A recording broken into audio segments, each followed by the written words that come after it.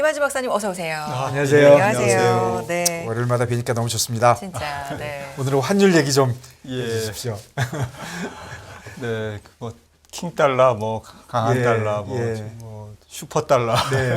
아, 슈퍼달러 처음 들어보네요. 슈퍼달러도 있었습니까? 강달러까지 들어봤는데. 달러가 너무 강합니다. 네. 올해만 뭐 달러가 20% 정도 강세를 보였고요. 1,450원이 뭡니까? 그러니까요. 연초만 해도 뭐 상상할 수 없는 레벨이었죠. 예. 조금 뭐 긴 얘기부터 한번 예. 좀 드려보고 싶은데. 네. 좋습니다. 네. 네. 지금 뭐 1970년대 그러니까 뭐 한 50년 네. 전으로 이제 거슬러 올라가면 네. 차트를 한번 보시죠. 네. 이게 달러선입니다. 주요 선진국 대비 이제 달러의 인덱스인데요. 73년을 100으로 한 건데 이게 지금 이 치솟는 봉우리가 다 달러 강세입니다. 네. 그리고 지금 이제 여기에 와 있죠. 네. 그래서 뭐 구분하기 나름인데 제 생각에는 이제 한 3번의 달러 강세가 있었습니다. 슈퍼 강세가. 네. 그러니까 예전에는 더 큰 달러 강세였습니다. 아, 예, 뭐 80년대라든지 또 90년대 그리고 직전에 금융위기 이후에도 이제 달러가 강세를 갔고요. 자세히 보시면은 이 달러 강세 봉우리마다 외환위기가 왔습니다. 신흥국에. 그래서 이제 83년에서 85년 같은 경우에는 아르헨티나를 중심으로 한 남미의 외환위기였고요. 네. 그리고 이제 90년대 후반에는 우리나라, 동아시아, 그리고 결국엔 러시아도 이제 모라토리엄, 지불 불능 사태에 빠지고 멕시코까지 거기가 이제 네. 건너갔습니다. 90년대 후반에 어제 달러 강세고, 그다음에 금융위기 이후에는 달러 강세가 일어나면서 유럽 재정위기가 왔고, 그리고 2015년에는 위안화가 굉장히 이제 흔들렸죠. 네. 위안화가 네. 헤지펀드의 공격을 받았습니다. 네. 그래서 중국 금융위기라고 이제 표현을 했는데 이렇게 달러 강세는 뭐 이렇게 어제 오늘 얘기는 아니다. 역사적으로 보면. 근데 지금 이제 2017년에서 19년 조금 쉬었다가 이번에 진행되는 것이 이제 슈퍼 강세 킹달러인데요. 그래서 이게 전체적으로 보면 이제 금융위기 이후의 연장선상에서 달러는 계속 강해지고 있다. 강하게 움직여 왔다라는 거고요. 네. 근데 왜 그 달러가 강세냐? 저기 같이 그림을 보셔야 될 게 이제 미국의 총통화를 GDP 규모로 이제 나눈 선이 파란색 선입니다. 그러니까 미국이 계속 연준이 돈을 푸는데 돈을 풀면 뭐 달러의 좀 기축통화의 어쨌든 지위가 약해질 것 같은데 네. 달러를 계속 푸는데 달러 환율은 계속 강해졌다. 다른 나라 통화는 계속 약하다. 이거는 환율이 이제 조금 약간 상대 비교지 않습니까? 그러니까 다른 나라가 미국보다 더 약해졌다. 내지는 미국이 팽창시킨 돈으로 뭔가 자기네들의 패권, 군사력의 강화라든지 뭐 경제, 기술력의 강화 이런 데다가 효율적으로 쓰지 않았느냐.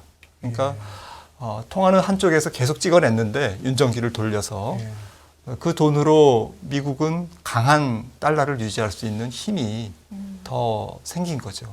상식적으로는 돈을 많이 찍으면 그 화폐의 가치가 떨어질 것 같은데. 그렇습니다. 근데 상대적으로. 그러면 다른 나라는 더 찍었나요? 그러니까 이제 사실은 최근 한 20, 30년이 돈을 아무리 풀어도 인플레이션이 오지 않는 시기였기 때문에 여러 가지 이유가 있었죠. 근데 다른 나라들도 M2가 엄청 늘긴 했잖아요. 근데 이제 그래서 이제 경제 규모가 이제 성장하는 것만큼 이제 돈이 풀리면 괜찮은데 이게 지금 M2 대비 GDP니까 경제가 실물 경제가 필요로 하는 것보다는 훨씬 더 많이 풀었다. 모든 나라들이 다 많이 풀었습니다, 사실. 그런데 모든 나라들이 다 풀었으니까 예를 들어서 유럽도 풀고 뭐 일본도 풀면 걔네들은 미국보다는 강한 달러 어쨌든 패권 세계적인 패권을 유지하는데 아무래도 열이었죠. 조금 열이 있었기 때문에 미국은 똑같이 돈을 풀더라도 패권을 유지했고 유지하고 있고 지금 다른 나라는 돈을 푼 자체, 돈을 풀므로써 돈을 팽창시킴으로써 생기는 여러 가지 화폐 가치의 하락을 하락 쪽에 어쨌든 경험을 계속 하고 있다 이렇게 정리할 수 있겠습니다. 예, 제가 박사님 제가 바보 같으지만 한 개만 더 드리면요. 지금 이 그래프를 보면 금융 위기와 그러니까 외환 위기와 뭐 금융 위기라고 해야 될지 외환 위기와 달러 강세가 이제 거의 비슷하게 움직였는데 예. 이게 금융 위기가 오면 달러 강세가 되는 겁니까? 달러 강세가 오면 금융 위기가 오는 겁니까? 이게 어떤 게 먼저냐? 네, 뭐 이게 닭이 먼저냐 달걀이 네. 먼저냐인데요. 예. 그러니까 환율이 달러 강세를 형성할 수 있는 여러 가지 조건, 네. 환경이 네. 이제 주변에 이렇게 형성되면 외환 위기가 오는 경우가 많습니다. 그러니까 예를 들어서 경제가 안 좋아진다. 네. 그러면 뭐 그 무역 수지가 안 좋아지지 않습니까? 예. 우리나라나 예. 일본이나 중국 예. 같은 경우에 그러다 보면 이제 달러를 많이 확보를 못 하잖아요. 예.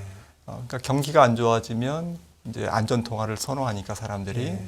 달러 강세가 오고 달러 강세가 오는 상태에서 경제가 안 좋아지니까 무역 수지가 안 좋아지고 달러 거리가 안 좋아지고 그러다 보면 어떤 나라는 이제 외환 위기가 오고 네. 또 지금 같은 경우에는 이제 저금리에서 돈을 많이 차입을 했는데 모든 나라들이 네. 미국도 GDP 정부채 비율이 100%입니다. 네. 네. 낮지 않은데 네. 미국은 자기네들이 이제 찍어내면 되는데 네. 다른 나라들은 이제 달러를 이제 몇 년 전에 빌렸는데 이제 상환해라. 이제 차환이 돌아오지 않습니까? 네네. 훨씬 많아지죠. 네, 그러면 이제 높은 금리에 네. 또 강한 달러에 네. 이중고를 겪는 거죠. 그러다 보면 이제 외환이 부족해지는 거죠. 네. 그리고 이제 달러 경색. 달러를 좀 옛날에는 쉽게 빌렸는데 난 너 못 믿겠어. 안 빌려줘. 이러면 이제 달러 경색, 신용 경색이 오는 거거든요. 달러 시장에서. 그러면 이제 달러가 말라붙는 거죠. 그러다 보면 이제 빚을 못 갚고 포기하는 모라토리엄. 예. 같은 이유에서 두 개가 같이 시작할 수도 있고 또 달러가 강세가 되면 약한 고리부터 좀 먼저 터지고 그런 것 같습니다. 네. 감사합니다. 네. 근데 이게 조금 이제 긴 얘기라서 좀 그렇죠. 아닙니다. 예. 이해가 잘 돼요. 이해가 네, 됩니다. 네, 예. 네. 예. 그래서 그 긴 얘기에서 이제 현재로 와야 되는데 네. 현재는 그러면 어느 정도의 상황인 건지. 네, 결론부터 말씀드리면 제 생각에는 이제 연준이 금리를 너무 빨리 올림으로써 생긴 이번에 이제 4차 달러 강세라고 치죠. 이번 달러 강세는 좀 마무리 단계에 있는 것 같다. 그래서 주식시장 측면에서도 연말 좀 연초 정도는 달러 환율 시장의 좀 휴전 국면이다. 저는 그렇게 정의하고 싶고요. 그러니까 연준이 어쨌든 금리 인상의 지금 막바지 국면, 내년 한 3월 정도로 지금 사람들이 보고 있는데 3월 정도라고 해도 한 4개월 정도 지금 남은 상태입니다. 그러니까 이제 연준의 긴축 사이클의 막바지 국면, 레이트 사이클에 들어가 있기 때문에 연준이 열심히 연방준비제도가 열심히 금리를 올려서 그로 인해서 달러가 강해진 지금의 달러 강세는 일단락되고 있다 이렇게 생각을 합니다. 그렇군요. 그런데 조금 이제 이제 반대쪽으로 네. 좀 볼 수도 있는 이제 의견은 연준은 어쨌든 강력하게 계속 올리겠다고 얘기를 하는데 지금 다른 나라들은 조금 나 진짜 못 쫓아가겠어. 그런 게 벌써 호주가 그랬고 캐나다가 그랬고 또 영국도 맞습니다. 또 약간 나는 이렇게까지는 못 쫓아가. 이렇게 하고 있는데 이런 게 혹시 강달러를 더 가속화시키지는 않겠습니까? 단기적이라도. 네, 굉장히 중요한 말씀이죠. 사실은 환율이 상대 가치이기 때문에 네, 예. 미국이 금리를 안 올린다고 해서 그것만 갖고 달러가 약세로 가느냐, 네. 원달러도 안정되느냐라는 거는 조금 퀘스천이 붙습니다. 네. 특히 저는 이제 유로존이 네. 지금은 이제 유로화가 조금 주춤하죠. 네. 약세가 주춤한데 내년도에 이제 올해 경제 성적표 그리고 내년도의 경제 성적표에 대한 이제 전망, 네. 경제에 대한 전망 이런 것들이 나오면서 내년 봄에는 어차피 겨울을 나면서 에너지 재고가 이제 거의 바닥 수준에 가 있을 거거든요. 네. 다시 또 에너지를 이제 탱크에 채워야 되겠죠. 네. 천연가스도 다시 채우고 이런 과정에서 불거질 수 있는 재정 어쨌든 적자, 네. 재정 지출의 과도한 재정 지출, 또 영국이 지난번에 뭐 파운드화가 폭락했던 빌미를 제공했던 네. 에너지 보조금, 네. 에너지 보조금도 뭐 땅 파서 나오는 건 아니고 국채를 찍어서 네. 그 지원을 해야 되기 때문에 이것도 이제 그 로컬 통화의 약세 요인인 네. 거거든요. 파운드화나 유로화에. 네. 돈 쓸 데가 많다는 네, 거죠? 돈 쓸 네. 데가 많습니다. 네. 지금 그리고 또 물가가 잘 안 잡히잖아요. 네. 유럽은 미국과는 달리 지금 공급 쪽에서의 인플레이션이거든요. 수요만 보면 물가가 5%, 4%, 3% 내려가도 하나도 이상하지 않은 상황인데 네. 러시아 때문에 이게 지금 에너지 충격을 온몸으로 지금 받고 네. 있어서 공급 측면에 인플레이션이 온다는 얘기는 굉장히 그 경제가 어려워진다는 얘기거든요. 네. 경제가 어려워지는데 유로화가 아주 초강세를 보인다든지 그로 인해서 달러가 약세를 간다든지 이런 것들은 논리적으로 좀 안 맞지 않습니까? 네. 그래서 이게 그래프를 보시면 네. 모든 면에서 내년까지는 유럽 경제가 미국보다는 불확실성이 더 클 거다. 네. 그렇게 저는 전망을 합니다. 네. 그래서 결론적으로 달러가 일시적으로 조금 휴전을 보이는 거지 조금은 네. 그 숨고르기를 하는 거지 그냥 본격적인 달러 약세, 네. 본격적인 유로화 강세, 본격적인 파운드화 강세가 내년에 나타나는 것은 아닐 거다라고 네. 생각을 합니다. 그렇군요. 쉬어가는 네, 쉬어가는 네. 쉬어가는 국면이고 네. 미국의 금리 인상이 너무 빨랐기 때문에 그로 인해서 생긴 슈퍼 강세가 조금 이제 숨을 좀 고르는 네. 그런 상태고 여전히 내년 전체를 놓고 보면 말씀하셨던 네. 미국 주변의 국가 네. 특히 달러 인덱스를 구성하는 57%가 유로화인데요. 네. 거의 절반이 넘죠. 이 유로존이 지금 아프다. 네. 경제가 아프기 때문에 이 아픈 경제 환율은 강할 수가 없거든요. 네. 네. 네. 그렇습니다. 아프다. 네. 네. 알겠습니다. 인플레이션이 또 하나의 정말 중요한 네. 축이기 때문에 이것에 따라서도 달러는 변하지 않습니까? 맞습니다. 네. 지금은 뭐 기승전 인플레죠. 그렇죠. 사실 네네. 뭐 모든 게 다 인플레가 설명을 하는데요. 그러니까 과거에는 성장률은 뭐 실물 경제가 어떻게 돌아가서 그 결과로 물가가 형성되고 네. 네. 그 물가가 오르면 중앙은행이 긴축을 하고 이렇게 전개가 됐는데 지금은 물가가 너무 높은 상태이기 그렇죠. 때문에 이게 경기를 결정하고 그리고 통화 정책까지도 지배하는 네. 이제 웩덕 현상, 네. 이제 완전히 꼬리가 몸통을 흔드는 그러한 상황인데 환율 시장도 그렇습니다. 지금 인플레이션 요인이 굉장히 여러 가지 요인이 복합돼서 움직이는 그 인플레이션이지 않습니까? 예. 따라서 환율 시장도 굉장히 복잡한 여러 가지 변수들이 결합돼서 움직이는데 그래도 말씀 주신 가장 중요한 환율 시장의 지금 변수라고 하면 하나만 꼽으라고 하면 저는 인플레라고 봅니다. 인플레가 어느 나라가 먼저 잡히느냐 혹은 이것도 조금 이상한 건데요. 유로존이 그러면 인플레이션이 잡히면 유로화가 강세로 가냐? 네. 또 그것도 또 아닙니다.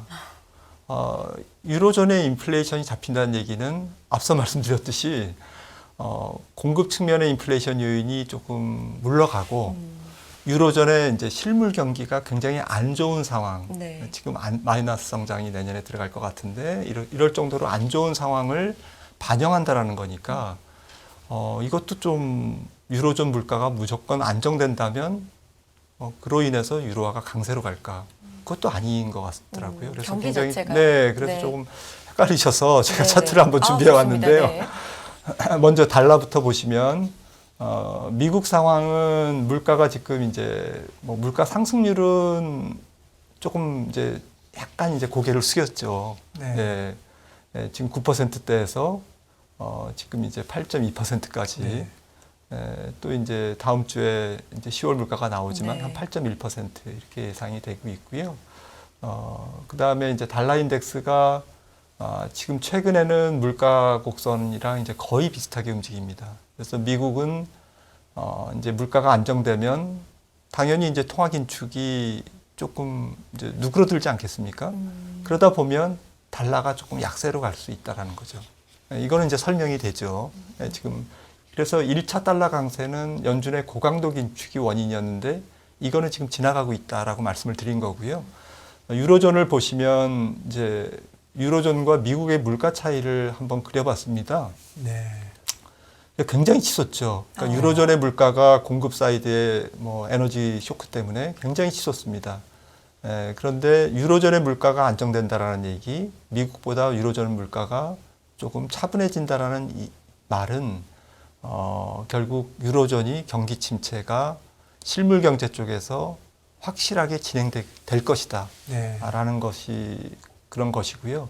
네. 그렇다면 지금 왼쪽 축이 유로화인데 유로화가 어떻게 될지는 잘 모르겠습니다. 어쨌든 유로화가 반등은 할 수 있는데 이게 실물 경제가 약하기 때문에 이렇게 시원하게 유로화가 반등할지 아니면 이 그래프에서 보여주는 것처럼 어느 정도 유로화가 진정이 되는 정도에 그칠지 이거는 네. 뭐 좀 유로존 경제를 보고 네, 그렇네요. 네, 이렇게 네. 살펴봐야 될 문제인 것 같습니다.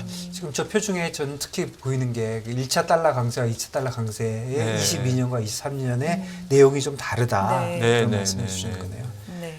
그리고 사실 또 유로가 뭐 거의 60% 굉장히 많은 달러 인덱스를 차지하지만 사실 또 아시아 옌이나 네. 또 유안은 좀 또 다르고 또 우리는 또 유로화보다는 이쪽에 영향을 많이 받으니까 네. 그런 게 좀 있을 것 같은데 저 짧게 우리 네. 원달러에 네. 대해서 한 말씀 해주시죠. 네. 네. 그래서 원달러는 어쨌든 지금 글로벌 달러 강세 네. 폭풍 속에 있기 때문에 그러게요. 우리 힘으로 뭐 우리만 잘해서 원달러가 안정되고 원달러가 네. 다시 내려올 수 있다 이렇게 보기는 어려울 것 같고요.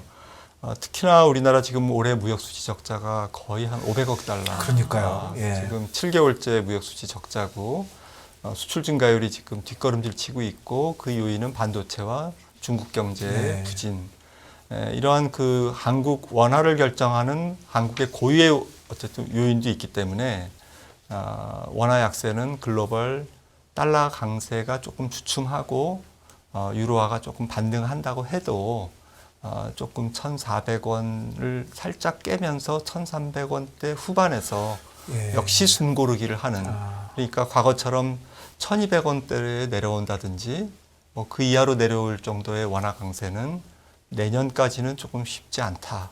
이제 이렇게 결론을 내리고 있습니다. 근데 이제 경제가 많이 변해서 잘 모르겠지만 예전에는 환율이 이렇게 높으면 숫자 크면은 수출에 도움이 된다 네. 이런 얘기를 항상 들었는데 맞아요. 요즘은 진짜 관계가 없나요? 관계는 있는데 네. 우리나라의 이제 해외 생산, 현지 네. 생산 비중이 굉장히 우리나라도 높아졌고 근데 이것보다는 지금은 전 세계가 에너지 충격을 받고 아직은 고물가 상황이 있기 때문에 네. 원화 약세로 인한 수입 물가의 상승이 수출 쪽에서 얻는 네. 효익보다는 훨씬 더 이 부정적인 효과, 예. 수입 물가가 상승함으로써 무역 수지가 안 좋아지는 효과가 훨씬 더 강하다. 이 부정적인 효과가 큰 거죠. 그 자체로만 봐도. 네, 네. 그래서 이게 둘을 합쳐서 봐야 되는데 좀 수출 쪽에서 얻는 것은 우리나라 통화만 지금 절하된 게 아니라 전 세계 통화가 네. 동시에 절하되기 때문에 네. 우리나라 수출 상품이 경쟁력이 생길 수 있는 그렇죠. 부분이 적은 거죠. 우리가 미국에만 수출하는 게 아니니까. 네, 엔화는 뭐 30%나 떨어졌지 네, 않습니까? 네, 우리나라보다 그렇죠. 10% 더. 우리가 더 강해졌죠. 네. 그렇죠. 그리고 위안화는 뭐 7%밖에 예, 안 예, 떨어졌고요, 예. 올해.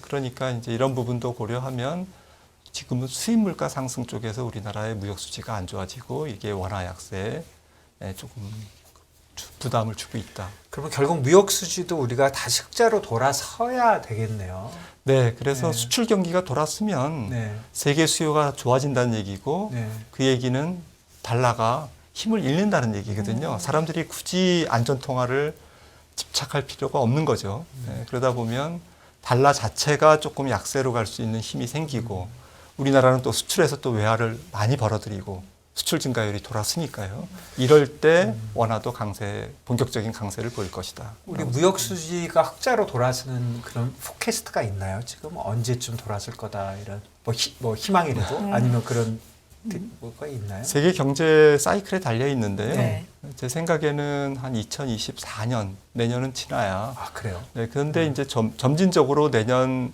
한 2분기나 3분기를 저점으로 해서 네. 무역 수지는 개선 추세로. 개선. 네. 예. 적자 흑자로 완전히 돌아서기는 어렵겠지만 예. 뭐 부분적으로는 뭐 월 흑자도 예. 보일 거고 예. 그렇게 해서 이제 소폭의 흑자 적자를 왔다 갔다 하다가 본격적으로 이제 추세 흑자로 전환하는 시기는 조금 더 세계 경제의 온기가 조금 더 오는 2024년 정도. 네, 그러면 추세가 돌아서는 거니까 무역 적자가 줄어들고 네. 선하고 미국 금리를 스톱하는 거하고 뭐 네. 비슷하게 그렇습니다. 예. 네. 내년 한 3월 정도 이후가 3월. 그래도 매크로단에서 이런 무역 수지, 원화 약세, 전체적인 수출 부진 이런 네. 것들이 다 이렇게 조금씩 하나씩 풀리는 네. 실타래가 풀리기 시작하는 게 내년 한 3, 4월 네. 정도가 아닐까 싶어서 저는 그 정도가 우리나라 주식시장도 좀 추세적 저점을 확인하는 시점이 될 거다라고 생각을 합니다. 시장 얘기를 이렇게 계속 하다 보면은 유난히 많이 언급이 되는 시기가 있는데 내년 3월도 많이 네. 얘기가 되는 것 같아요. 아까 양회 그렇죠. 네, 중국에. 양해도 그렇습니다. 예, 굉장히 중요하죠. 네. 또 따뜻한 봄날이 오면 그러니까요. 근데 봄날 오기엔 너무 먼 거 아닙니까? 지금 11월인데 3월이면 지금 한 4개월. 예.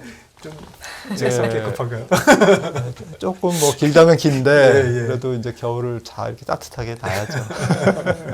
근데 뭐 길게는 2024년 말씀하시니까 네. 사실 내년은 좀 춥다고 봐야 되는 거 아닙니까? 박사님 예, 의견으로는. 내년은 뭐 최악의 해인데 해라고 생각이 되는데 주식시장 측면에서는 변곡점이 되는 거죠. 아, 선행하니까. 네, 선행하고 네. 주식시장에서 생각하는 경기는 예상했던 것보다 나쁘냐 좋으냐. 뭐 그렇죠. 기업 이익도 마찬가지지만 예. 근데 사람들이 지금 계속 좋게 될 거야라고 하다가 지금 계속 나쁘게 나오고 있지 않습니까? 네. 성장률이나 네, 모든 네. 지표가. 근데 내년에는 이제 계속 나쁘게 보다가 덜 나쁘네. 네. 이렇게 되면 주식시장은 돌아서거든요. 나빠도. 맞아요. 굉장히 다- 심리적으로 예민하게 네. 민감하게 받는 이게 다 알고 있는 네. 거라도 저는 이런 생각은 좀 들어요. 네. 내년에 75가 뭐 12월이 됐든 2월이 됐든 50은 될 거잖아요. 네. 50이 또 25는 될 거잖아요. 네. 그러면 그냥 헤드라인에 야 75가 50 됐어. 뭐 예전에 어떻게 얘기했든 간에 그런 얘기 나오고 그러면 좀 분위기 좋아지지 않을까. 그러기를 예. 네, 바라보면서 자, 오늘 많은 분들께서 또 얘기 나눠주고 계시는데 네, 특별히 뭐 질문 네네. 있으시면 박사님 하나, 예. 말씀 중에도 CPI, 뭐 인플레 너무 중요하다 네. 말씀해 주셨잖아요. 제이미님이 이번 10일 CPI 예상치 나온 게 있을까요? 하셨는데 이게 8.1로 지금 얘기되고 있나요? 네, 지금 클리브랜드 연준이라고 네. 올해 굉장히 뭐 퍼펙트하게 맞췄습니다. 네. 예측력이 굉장히 좋은데 네.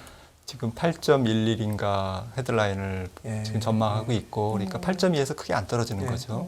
진짜 안 떨어지네요. 네. 진짜. 그러니까 원래 12월 말에는 거의 6%대 봤거든요. 네. 글로벌 IB들도 7% 보면 야 너무 높게 보는 거 아니야? 네. 뭐 이렇게 예. 서로 그랬는데 지금 뭐 7% 도달이 좀 요원할 네. 정도로 지금 잘 안 떨어집니다. 근데 네. 중요한 거는 이제 근원 물가의 전월비거든요. 네. 연준이 중시하는 게 이게 지금 전월비 아직까지도 클리브랜드가 0.56 정도로 지금 전월보다 네. 더 상승할 거다. 0.5면 뭐 이렇게 애게 이렇게 하시지만 곱하기 12를 하면 6%입니다. 네, 근원 물가가 에너지 다 빼고. 예, 엄청나죠. 예, 그러니까 이게 아직까지는 0.1 정도, 전월비 0.1 정도까지 떨어져야 연준의 긴축이 멈출 거다. 사람들이 이제 그렇게 예상하고 있거든요. 그러니까 지금 0.1 떨어뜨리기가 굉장히 어렵습니다. 정말요? 이렇게 네. 힘들 일입니까? 정말? 그러게요. 아니 사실 9%에서 8%대 됐다. 와 근데 생각해보면 너무너무 높은 거 아니에요? 8%라뇨. 9%라뇨. 예. 그러니까 우리 진짜. 학교 다닐 때 그 네. 환율과 인플레이션의 관계가 뭐 구매력 평가설 진짜. 이런 거 아, 네, 배웠잖아요. 네, 기억납니다. PPP, 뭐 네, 네, 네. 퍼서싱 파워 페리티. 아, 네. 네, 대단하십니다. 죄송합니다. 근데 그런 걸 생각해 보면 인플레이션이 좀 잡히면 그러면 환율이 아무래도 미국하고 이제 상대적으로 돌아가는 네. 거지만 역시 말씀해주신 대로 기승전 인플레이션이 인플레이션. 지금 돼가고 있는 거네요. 네.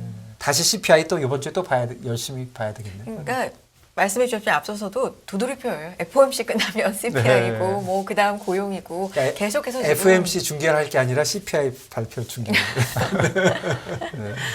박사님이 체감하시기에도 이렇게 많은 뭐 시청자도 그렇고 국민들이 미국 매크로, 한국 매크로 이렇게 관심을 가졌던 때가 아, 지금 뭐 방송 채널도 많아져서 그런 네.